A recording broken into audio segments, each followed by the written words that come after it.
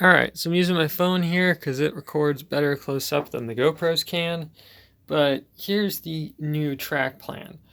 Here we have my custom modified dual gauge switch, which you'll see got cut right before the part that switches the track. That's on purpose. I'll explain that in a minute. Then over here we have our little dual gauge wharf line, more of like a storage track area. Then we have this track here, the original dual gauge, that runs to here, which then would run to probably the car float. Still figuring that whole thing out. Then here we still have the original 30-inch line that runs to the warehouse right here. But here's where things got more interesting.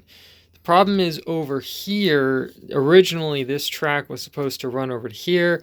This would all be hidden and you'd have the building with the sector plate, but that got ditched. So now what the plan is, this track right here runs and terminates, and it holds a small rail car, which is perfect. Then here is probably going to be a building or a loading dock or something.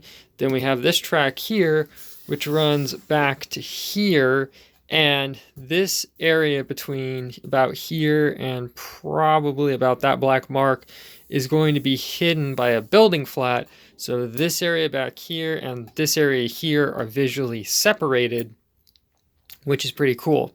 Gives me more options for the scene. So down here, I decided to build this little pit.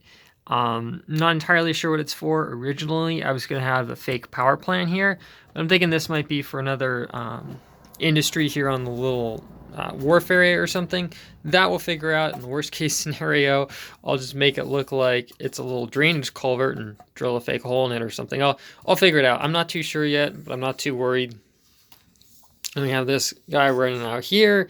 And that's pretty much the new track plan. So the idea here is, being that this is more designed for photos and it has a lot of operations, I'm going to have a track extension piece separate that allows me to switch rail cars here and also allows me to put them in on this end. If I really wanted to, I could put them in on this end, but I really don't think that's necessary. I might even have a fake building flat right here just to terminate the scene.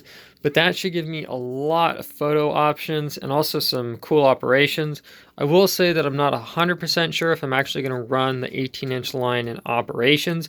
It might be there more just for looks more than anything, but we'll see. So the next step for this is I'm going to work on setting up where a roadway is going to be. This area right here, you will notice, has the dual rails running in it. That's because this is going to be filled in kind of like a paved over area. So I need to figure out the direction that a roadway is going to travel that doesn't really conflict with a lot of other stuff. So yeah, time to get busy with all of that.